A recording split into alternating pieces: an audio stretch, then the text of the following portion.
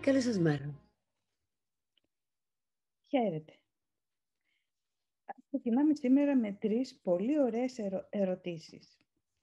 Θα θέλατε να έχετε Ολύμπια γαλήνη όταν υπάρχουν γύρω σας θυμωμένοι άνθρωποι?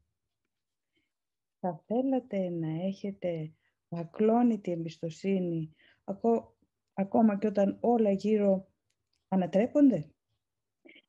Εν τέλει, θα θέλατε να δείτε κάτω από άλλο φως αυτά που σας ταράζουν? Αν ναι, καλώς ήρθατε στο μάθημα 88. Επανάληψη του μαθήματος 75, το φως έχει έρθει. Και επανάληψη από το μάθημα 76, δεν υπάγουμε σε κανένα νόμο εκτός από τους νόμους του Θεού. Αυτά τα 2 μαθήματα λοιπόν που είχαμε ξαναδεί, τώρα τα βλέπουμε με νέα μάτια, ίσως και με νέα κατανόηση, και στη συμπυκνωμένη τους μορφή μας οδηγούν ακριβώς στο να καταφέρουμε να παραμένουμε ακλόνητοι και να δούμε με νέα μάτια κάτω από νέο φως πράγματα που μας ταράζουν. Το φως έχει έρθει, λέει το μάθημα 75. Επιλέγοντας τη σωτηρία αντί την επίθεση, απλώς επιλέγω να αναγνωρίσω αυτό που ήδη υπάρχει. Η σωτηρία είναι μια απόφαση που έχει ήδη ληφθεί. Η επίθεση και τα παράπονα δεν υπάρχουν για να τα επιλέξω. Αυτός είναι ο λόγος που πάντα επιλέγω μεταξύ της αλήθειας και των ψευδαισθήσεων, μεταξύ αυτού που υπάρχει και αυτού που δεν υπάρχει. Το φως έχει έρθει. Δεν μπορώ παρά να επιλέξω το φως, επειδή δεν υπάρχει άλλη επιλογή. Το φως έχει αντικαταστήσει το σκοτάδι και το σκοτάδι έχει φύγει. Θα δούμε πρακτικά πώς μας προτείνει να το εφαρμόσουμε. Τα παρακάτω θα αποδειχθούν χρήσιμες μορφές για τις συγκεκριμένες εφαρμογές αυτής της ιδέας. Αυτή η κατάσταση δεν μπορεί να μου δείξει το σκοτάδι, επειδή το φως έχει έρθει. Το φως μέσα σου είναι το μόνο πράγμα που θέλω να δω. Και εδώ αναφέρεις το όνομα ενός προσώπου. Θα ήθελα να δω σε αυτό μόνο ότι υπάρχει. Μόνο αυτά τα πούμε τη στιγμή που βρισκόμαστε σε μια έντονη συζήτηση, τη στιγμή που γίνεται μια ανατροπή στην καθημερινότητά μας. Αν αυτά τα πούμε μέσα στο νου μας, βέβαια, ουσιαστικά και τα βιώσουμε, τότε πραγματικά αλλάζουμε σύμπαν και μετατοπιζόμαστε σε εκείνη την κατάσταση όπου υπάρχει ένα γαλήνιο, σταθερό κέντρο μέσα μας. Ας δούμε μια εικονοποίηση αυτής της πραγματικότητας. Πώς μπορεί δηλαδή να μας συμβεί αυτό. Η μία από τις 3 φράσεις λοιπόν, η πρώτη, μπορεί να βρεθούμε μπροστά σε ένα θυμωμένο παιδί ή σε ένα καυγά και να πούμε μέσα μας αυτή η κατάσταση δεν μπορεί να μου δείξει το σκοτάδι επειδή το φως έχει έρθει. Αν το πούμε και το εννοούμε, τότε ίσως δούμε κάτι τέτοιο, νοερά. Το φως μέσα σου είναι το μόνο πράγμα που θα ήθελα να δω. Και ενώ ο άλλος συνεχίζει να είναι αυτό που είναι, να κάνει αυτό που κάνει, εμείς μετατοπιζόμαστε κάπου αλλού. Και αν μείνουμε για λίγο σταθερά εκεί, τότε θα προκύψει η τρίτη φράση που μας προτείνουν τα μαθήματα θαυμάτων. Θα ήθελα να δω σε αυτό μόνο ότι υπάρχει. Αυτό είναι που υπάρχει πίσω από όλα τα φαινόμενα. Μπορούμε να δούμε ξανά την πρώτη εικόνα. Αυτή η εικόνα που είναι η συνηθισμένη κατάσταση, είμαστε θυσμένοι σε αυτό και να επιδιώκουμε να το διαχειριστούμε. Ταραγμένοι κι εμείς. Ταραγμένοι και μέσα από μια δικαιοσύνη η οποία αθώνει μόνον τον έναν από τους δύο σε αυτόν τον καυγά και όχι και τους δύο. Άρα ο ένας είναι πάντα ένοχος και ο αθώος είναι ο ρόλος μόνο για έναν. Και πηγαίνει στην επόμενη επιθυμία μου, βούληση μου θα έλεγα, το φως μέσα σου είναι το μόνο πράγμα που θα ήθελα να δω. Επειδή το φως μέσα μου είναι το μόνο πράγμα που θα ήθελα να βλέπω. Ακριβώς, γιατί από το δικό μου επίπεδο φωτός αντιλαμβάνομαι και το φως του άλλου. Άρα φανταστείτε ότι είσαστε σε αυτή την κατάσταση με κάποιον εκεί και αρχίζετε να λέτε όχι, αυτή η κατάσταση δεν μπορεί να μου δείξει το σκοτάδι επειδή το φως έχει έρθει. Και είναι μια έκκληση στο Άγιο Πνεύμα μέσα σας. Και αν παραμείνετε σε αυτό σταθεροί αντί να παρασύρεστε στον καυγά, τότε αρχίζετε και το βιώνετε. Και ύστερα το βιώνετε ακόμα περισσότερο. Και εδώ είναι που έχω ειρήνη πια. Άρα υπάρχουν 2 πράγματα εδώ. Το πρώτο είναι ότι επιλέγω Πάντα επιλέγω. Ακόμα και όταν είμαι μέσα σε βαθύ ύπνο, επιλέγω. Τον ύπνο. Κανείς δεν βλέπει ποια είναι η αλήθεια. Αυτό μας λέει εδώ. Άρα χρειάζεται να επιλέξω. Να ξυπνήσω και να επιλέξω ξανά. Για να το κάνω αυτό όμως, υπάρχει μια ερώτηση που πρέπει να κάνω στον εαυτό μου.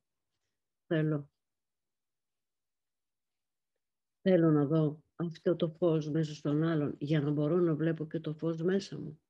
Γιατί στο κευγά επάνω ο καθένας λέει ότι έχει το φως και ότι ο άλλος είναι στο σκοτάδι. Όμως είναι και οι δύο στο σκοτάδι. Έχει το φως της αλήθειας, μιας ψευδαισθητικής αλήθειας, όχι της πνευματικής. Ναι. Αν λοιπόν αυτά τα καλλιεργήσουμε μέσα μας εν καιρό ειρήνης, δηλαδή ενώ δεν συμβαίνει κάτι το φοβερό στη ζωή μας, είμαστε ήρεμες τώρα, θα κάνουμε την άσκηση, όσο πιο πολύ το καλλιεργούμε, όταν θα έρθει η κρίσιμη στιγμή, θα βρεθούμε σε μια κρίση ή σε μια αντιπαράθεση, τότε θα είναι πιο εύκολο να θυμηθούμε και να πω όχι, το φως έχει έρθει, δεν θέλω να βλέπω το σκοτάδι. Βλέπω το φως μέσα σου και να το λέμε μέσα μας και αυτό να έχει ένα ουσιαστικό αντίκτυπο. Και είναι μια εμπειρία. Ναι. Και σε ερωτήσεις που έχουν αρκετή στήλη και εξακολουθεί να εμφανίζονται οι ερωτήσεις του τύπου και πώς να δω αυτό τον βιασμό και πώς να δω αυτή την καταστροφή και πώς να δω αυτά τα άσχημα πράγματα τα οποία συμβαίνουν γύρω μας, αυτό είναι μια απάντηση. Μπορώ να δω το φως που υπάρχει εκεί. Παρόλα αυτά μπορώ να το δω. Για να συμβεί όμως αυτό χρειάζεται και μια προεργασία, η οποία θα αυξήσει την ετοιμότητά μου και την προθυμία μου. Και όταν αυτά έχουν αυξηθεί, η ετοιμότητα και η προθυμία μου, τότε ο οδηγός μέσα μου, γιατί σε αυτόν στην ουσία κάνω την έκκληση, όταν λέω θα ήθελα να δω φως, αυτός κάνει την πράξη. Αυτός ανασύρει μέσα από το νου μου, από βαθιά μέσα μας, την ικανότητα να δούμε φως. Επειδή το φως εκεί είναι. Και ακόμα. Βλέπουμε ανθρώπους που μαθαίνουμε τις ιστορίες τους, ανθρώπους που είναι γαλήνοι, που είναι μύστες, που είναι σοφοί και τους θαυμάζουμε. Δεν το κατέκτησαν από τη μια μέρα στην άλλη. Είναι προϊόν μακροχρόνιας άσκησης. Αυτό ακριβώς κάνουν. Γι' αυτό είναι 365 ασκήσεις, ναι. Βεβαίως. Να δούμε λοιπόν τι λέει και το μάθημα 76 που υποστηρίζει το προηγούμενο. Δεν υπάγομαι σε κανένα νόμο εκτός αυτόν του Θεού. Εδώ είναι η τέλεια δήλωση της ελευθερίας μου. Δεν βρίσκομαι υπό την επιρροή άλλων νόμων εκτός των νόμων του Θεού. Μπαίνω συνεχώς στον πειρασμό να επινοώ άλλους νόμους και να τους δίνω τη δύναμη να με εξουσιάζουν. Υποφέρω μόνο επειδή πιστεύω σε αυτούς. Δεν έχουν καμιά πραγματική επίδραση πάνω μου. Είμαι τελείως ελεύθερος από τις συνέπειες όλων των νόμων εκτός των νόμων του Θεού και η δική του νόμη είναι η νόμη της ελευθερίας. Το παρακάτω μπορούν να φανούν χρήσιμα για συγκεκριμένες μορφές εφαρμογής αυτής της ιδέας. Η αντίληψη που έχω γι' αυτό μου δείχνει ότι πιστεύω σε νόμους που δεν υπάρχουν. Το αυτό προφανώς θα είναι κάτι που με στενοχωρεί, με προβληματίζει, με κάνει να νιώθω ότι υπάρχει αδιέξοδο, ότι τα πράγματα είναι άλυτα. Και έτσι μου θυμίζουν τα μαθήματα θαυμάτων να πω μέσα μου ότι έχω μια αντίληψη γι' αυτό, μια πεποίθηση η οποία με περιορίζει. Αλλά ότι αυτοί οι νόμοι, τους οποίους θεωρώ απαραβίαστους, δεν υπάρχουν στην πραγματικότητα τη θεϊκή. Δεν υπάρχουν ούτε μέσα μας, τους έχουμε επινοήσει. Και οι δύο επόμενες φράσεις που μας θυμίζει να πούμε σήμερα, βλέπω μόνο τους νόμους του Θεού να λειτουργούν σε αυτή την κατάσταση. Ας αφήσω τους νόμους του Θεού και όχι τους δικούς μου να το διευθύνουν αυτό. Θα το ήθελα, ξαναρωτάω. Είναι βασικό να το θέλω. Να θέλω να επιλέξω διαφορετικά.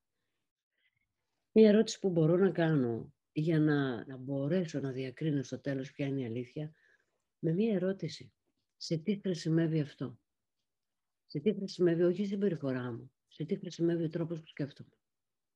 Σε τι χρησιμεύει ότι εγώ έχω δίκιο και άλλος έχει άδικο? Αν δεν χρησιμεύει πραγματικά στην επίθεση στην οποία θέλω να επικρατήσω έναντι του άλλου. Και σκέψω ότι ο άλλος είναι κομμάτι μου.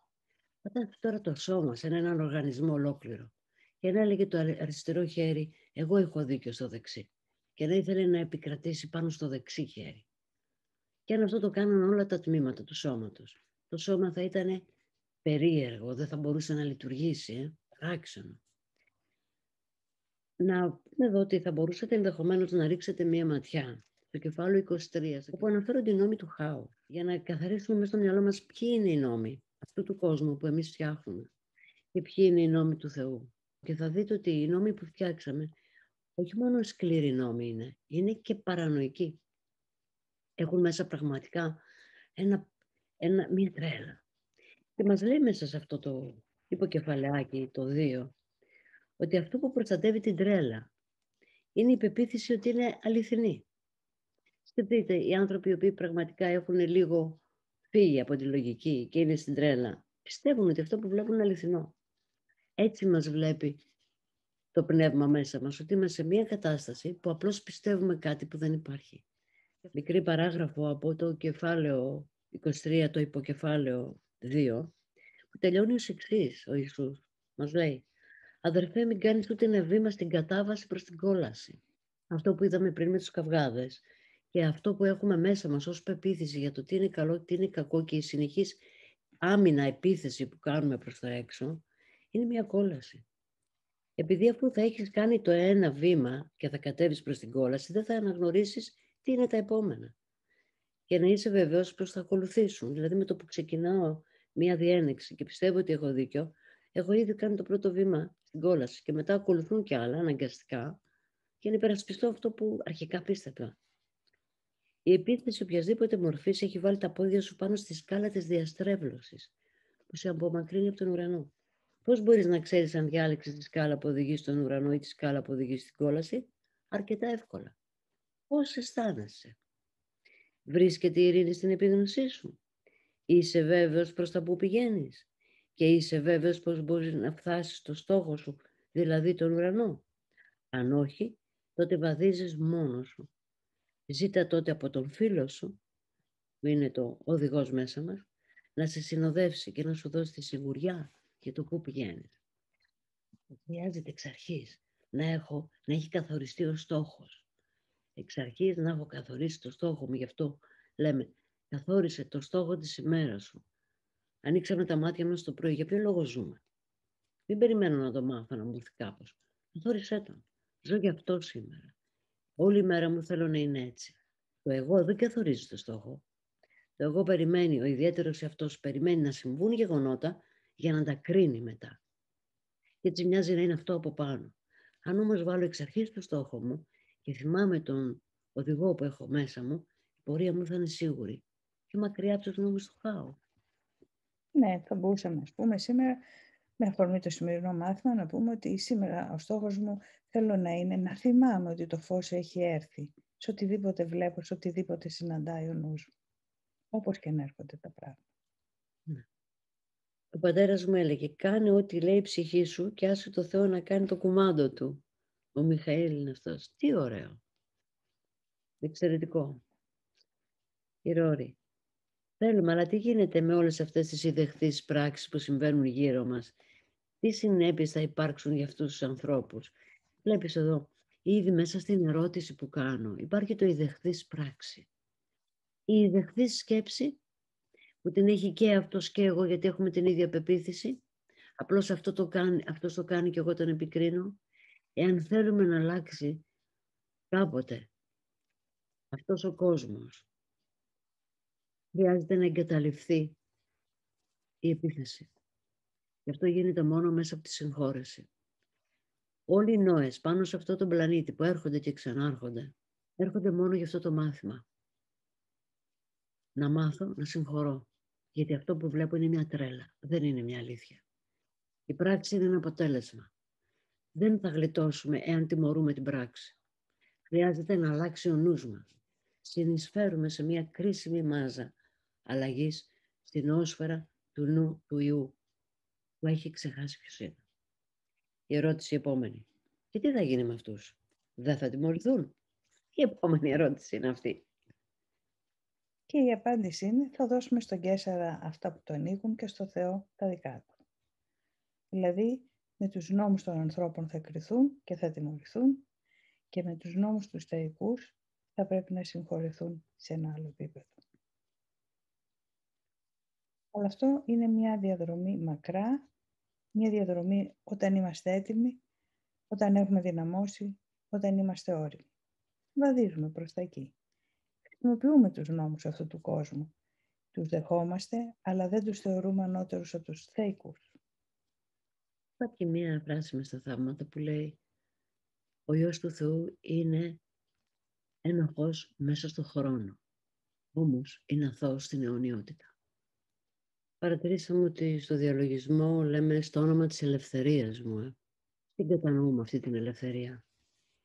Ελευθερία κινήσεων μέσα από το σώμα, μέσα από τον εαυτό που πιστεύει ότι είναι σώμα. Καθώς προχωράμε καταλαβαίνουμε ότι είναι η ελευθερία του νου μας. Η ελευθερία του νου μας από τους νόμους του χάους. Πυρήνας των νόμων του χάους είναι η ενοχή. Ζητάμε την απελευθέρωσή μας από την πίστη στην ενοχή. Μας λέει στα θαύματα ξανά και ξανά ότι η ενοχή δεν υπάρχει. Είναι ένα επινόημα του νου, του Υιού του Θεού που βυθίστηκε μέσα στον εαυτό του και κοιμήθηκε, όντας πάντα εκεί που πάντα ήταν στη Βασιλεία του Θεού.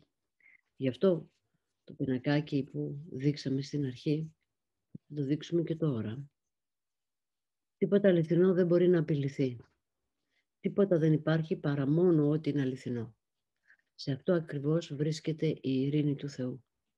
Εάν θέλω την ειρήνη, αν θέλω το τέλος των συγκρούσεων, ότι πρέπει να διακρίνω ανάμεσα στο ψεύτικο και στο αληθινό. Τι είναι αληθινό και τι είναι ψεύτικο. Οι πεποιθήσεις μας για την ενοχή είναι ψευδείς. Και είναι ψευδείς στο επίπεδο του νου, γιατί το έχουμε επινοήσει. Και τα σώματα, επίσης επινοήσαμε, είναι η απόδειξη που θέλουμε να έχουμε ότι η ενοχή είναι αληθινή. Εάν αφαιρεθεί το σώμα, η ενοχή δεν μπορεί να βρεθεί πουθενά. Άρα μόνο σε αυτό το επίπεδο εδώ που ζούμε και θέλουμε η ενοχή να είναι αληθινή, μπορούμε να την δούμε σαν αλήθεια. Είναι όμως μια ψευδής αλήθεια. Συντηρείται με την πίστη μας σε αυτό. Οι πράξεις λοιπόν για τις οποίες λέγαμε πριν είναι αποτελέσματα. Αποτελέσματα αυτής της πεποίθησης που έχουμε ότι υπάρχει ενοχή. Υπάρχει το κακό και κάτι πρέπει να κάνω με αυτό. Για να το κάνω όμως αυτό, να κάνω κάτι με αυτό, πρέπει να ασχοληθώ έξω από τον εαυτό μου, με τα αποτελέσματα εκεί έξω. Και έτσι χάνω το μεγάλο δώρο και την λύση που έχω να στραφώ μέσα μου και να λύσω το πρόβλημα μέσα μου. Και αυτό γίνεται με εξάσκηση. Βήμα-βήμα και με εξάσκηση. Αυτή είναι η ελευθερία μου. Ελευθερία από ψευδείς πεποιθήσεις. Γι' αυτό και εμείς κάνουμε το σεμινάριο της συγχώρεσης συχνά. Ακριβώς για αυτό το λόγο. Για να βρούμε την ελευθερία μας. Το τέλος του μήνα. Ναι. Του άλλου μήνα. Του άλλου μήνα. Καλή μέρα λοιπόν σε όλους. Καλή εξάσκηση. Και ας θυμόμαστε σήμερα, το φως έχει έρθει. Ας είμαστε χαρούμενοι.